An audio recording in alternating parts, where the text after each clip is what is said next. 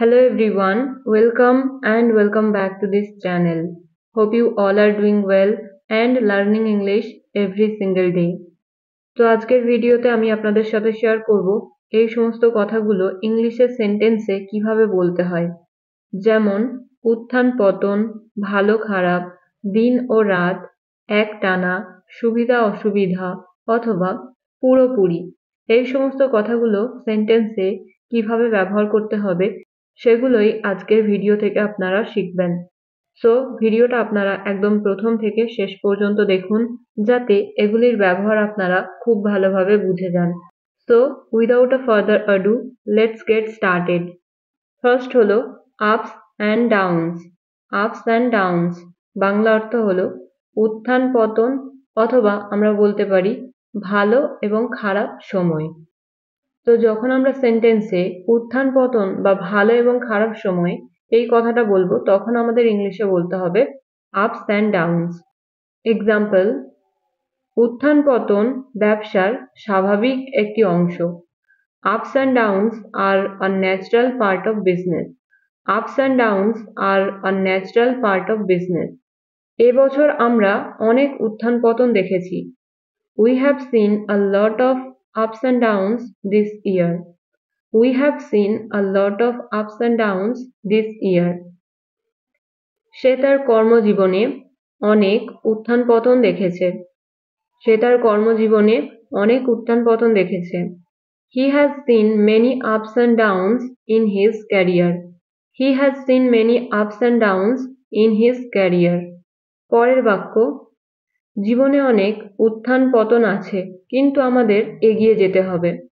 Life has its ups and downs, but we must keep going.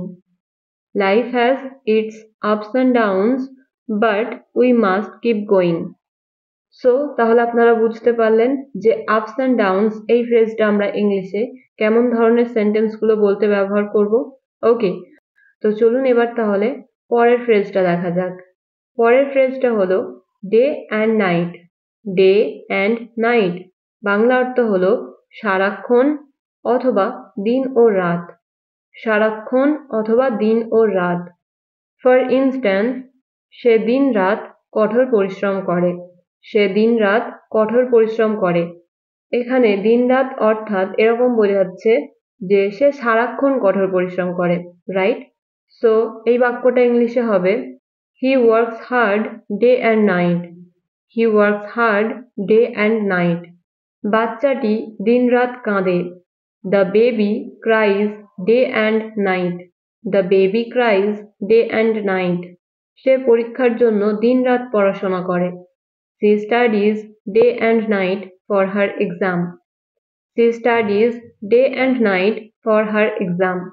ঘড়িটি দিন রাত টিকটিক করে চলে। The clock keeps ticking day and night. The clock keeps ticking day and night. আমরা তার সুস্থতার জন্য দিন রাত প্রার্থনা করেছি। We prayed day and night for his recovery. We prayed day and night for his recovery. So এটা ছিল 2 নম্বর ফ্রেজ। আশা করছি আপনারা বুঝতে পারলেন যে ডে অ্যান্ড নাইট এই ফ্রেজটা আমরা কিভাবে সেন্টেন্সে ব্যবহার করব। যখন আমরা সেন্টেন্সে সারাক্ষণ বা দিন রাত কেউ কোনো কাজ করে বা কোনো কাজ দিন রাত ধরে চলেছে বা সারাক্ষণ ধরে চলেছে এরকম অর্থে ডে অ্যান্ড নাইট ইংলিশে এই ফ্রেজটার ব্যবহার হয়ে থাকে। তো চলুন এবার দেখা যাক নেক্সট। নেক্সট হলো pros and cons. Pros and cons Bangla অর্থ হলো সুবিধা অসুবিধা অথবা আমরা বলতে পারি কোনো কিছুর ভালো ও খারাপ দিক। যখন আমরা সেন্টেন্সে কোনো কিছুর ভালো দিক আর খারাপ দিক একই সঙ্গে বোঝাবো এরকম অর্থে প্রোজ অ্যান্ড কনস ইংলিশে এই ফ্রেজটার ব্যবহার হয়ে থাকে বা আমরা বলতে পারি সুবিধা অসুবিধা। তো চলুন এবার এক্সাম্পলের মাধ্যমে দেখা যাক। প্রত্যেক কাজেরই কিছু ভালো ও খারাপ দিক আছে অথবা আমরা বলতে পারি প্রত্যেক কাজেরই কিছু সুবিধা অসুবিধা আছে। তাহলে এই বাক্যটা ইংলিশে হবে every job has its pros and cons. Every job has its pros and cons. বিদেশে পড়াশোনা করার কিছু ভালো ও খারাপ দিক আছে। There are pros and cons to studying abroad. There are pros and cons to studying abroad. আমাদের সিদ্ধান্ত নেওয়ার আগে ভালো ও খারাপ দিকগুলো বিবেচনা করা উচিত। We must consider the pros and cons before making a decision. We must consider the pros and cons before making a decision. পরের বাক্য, চলো অনলাইনে পড়াশোনা করার ভালো মন্দ দিকগুলো আলোচনা করি। তাহলে এই বাক্যটা ইংলিশে হবে, Let's discuss the pros and cons of online learning. Let's discuss the pros and cons of online learning. ওকে, তো এইভাবে আমরা pros and cons এই ফ্রেজটা ব্যবহার করে এই ধরনের সেন্টেন্সগুলো ইংলিশে বলতে পারি। ওকে, তো চলুন এবার তাহলে দেখা যাক পরের ফ্রেজ। পরের ফ্রেজটা হলো on and on. On and on এই ফ্রেজটার বাংলা অর্থ হলো এক টানা, অথবা যখন আমরা সেন্টেন্স এরকম বোঝাবো যে কোনো রকম না থেমে, অর্থাৎ অনেকক্ষণ ধরে কোনো কাজ একটানা করা অর্থে অন অ্যান্ড অন এই ফ্রেজটার ব্যবহার হয়ে থাকে।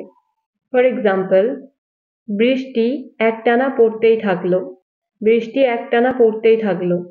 The rain kept falling on and on. The rain kept falling on and on. ওকে, পরের বাক্য, সে সবকিছু নিয়ে একটানা অভিযোগ করছিল। সে সবকিছু নিয়ে একটানা অভিযোগ করছিল, অর্থাৎ সে অনেকটা সময় ধরে কোনো বিষয়ে সে অভিযোগ করছিল। He complained on and on about everything. He complained on and on about everything. খবরটা শোনার পর সে একটানা কাঁদতে থাকলো।